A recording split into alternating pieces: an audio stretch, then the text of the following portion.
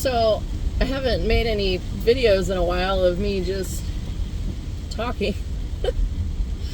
So I figured it's time to make one. One of the reasons why I like doing this so much is because I use it as a way to kind of video blog what I've been learning and what I've been researching lately.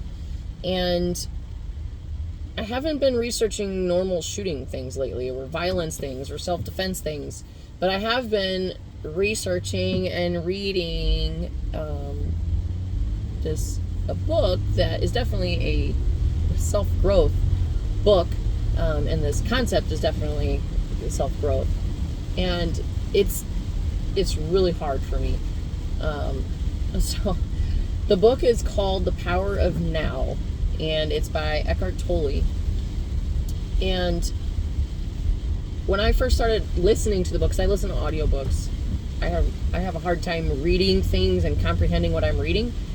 I'm good at reading, like I can read it out loud, clearly, concisely, and all that stuff, but I have no idea what I just read. So I prefer to listen to things, and just for the sheer sake of time. So I started listening to this audiobook, The Power of Now, and I found myself getting angry, like really angry while I was listening to it. It's like, this is ridiculous. There's no way. And I couldn't even really tell you why I was angry, like the actual fundamental reason I was angry, but I was angry that I was angry. I was angry that I couldn't let the frustration go. And I experienced in that moment, I believe, the same experience that a lot of students come to class with if they're not wanting to be there. They don't want to. There's some level of, we'll sign up for something knowing that it's good for us, but we don't like it. It's okay. I think that's even more of a powerful ability if you can, you don't like something, but yet you choose to power through it anyway because it's good for you. I mean, you don't like eating broccoli. I mean, I like eating broccoli, but you see my point. I was having a really hard time powering through it. I just wanted to shut it off. I wanted to say so many times, that's ridiculous. That doesn't work. And there's no way that that's going to work. And the concept of this book is to be present. You can't be in the future and you can't be in the past. They literally only exist in imagination, if you will. You can only be in the present. So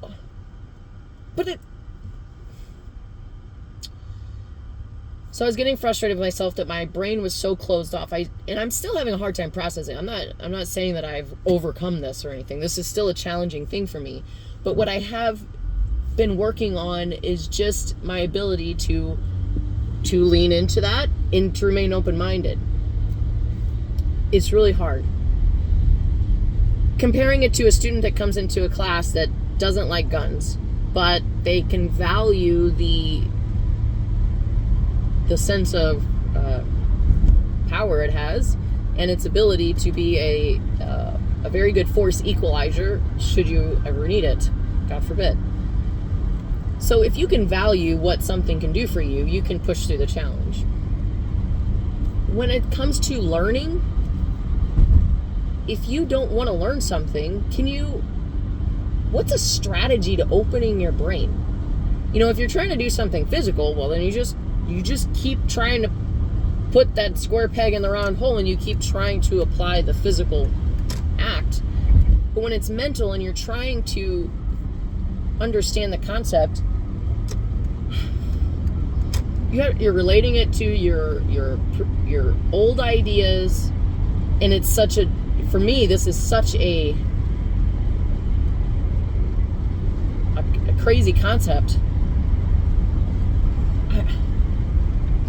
I've been learning it in shooting, but when it comes to,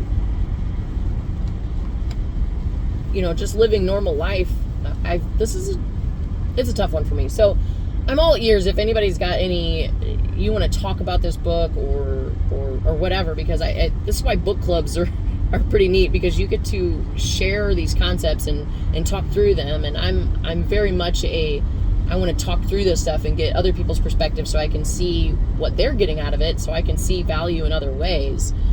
And I haven't been able to do that. This was a suggestion of a very close person to me, and it's very much out of the realm of my comfort and very much out of the realm of my normal perception of life.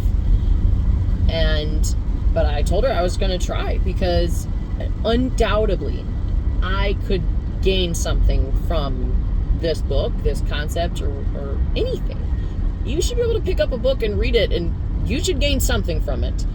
Whether it's something new, a new concept, or a way not to do things.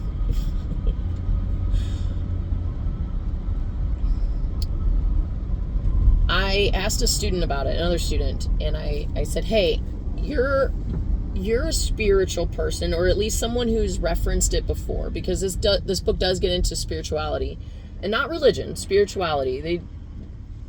Eckart Tolle is he talks about religion, sometimes, but spirituality is not a concept I'm generally finding myself in. And so that was new. So I asked a student that I had a feeling was at least a little more in that realm than I was. And I asked for her thoughts on it and if she valued the book and the concepts that he talks about in this book. And she said, yes, I definitely find value in the book, but she had a hard time reading it herself. And it was really hard to read, what was in the book and directly relate it to her life. She said she found an interview of the author, Eckart Tolle, with Oprah, and they break the book down by chapters, and they discuss each chapter for about an hour and a half or so. Kind of like a school. Like, they have people call in and ask questions, and then they just talk about the general concepts of that chapter. And so she texted me later and sent me the link to it, and come to find out it was actually another book by the same author. I think it was called A Whole New Earth or A Whole New World, something like that. If you haven't heard of it or investigated this at all, I strongly recommend it.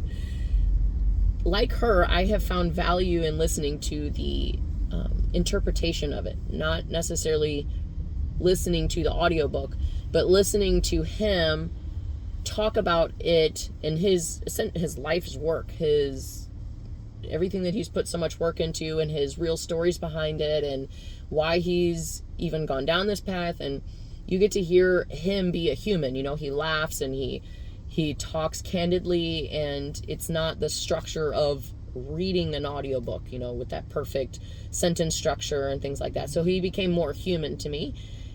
Maybe that opened my mind to the concepts, because the concepts, from what I've noticed, are fairly similar to both books, The Power of Now and then The Whole New Earth. And it really comes down to how much control your ego has over you, and how many decisions you make based off of your ego.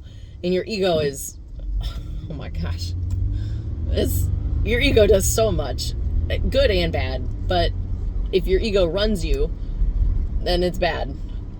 Your ego should help you grow, but you should make the conscious decision to grow, not because your ego is telling you to, because it looks good for somebody else or whatever.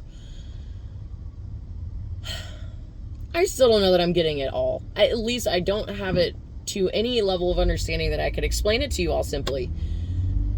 Again, this is just me processing out loud. It's a big concept, and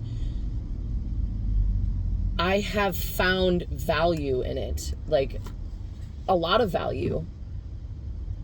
One thing that he said that kind of stuck with me, let's say you're at a restaurant, you're waiting for your carry-out order to be ready, and they say, hey, I'm sorry, it'll be up in just a few minutes, sorry for your wait. He said, I'm not waiting, I'm just here spending time with myself.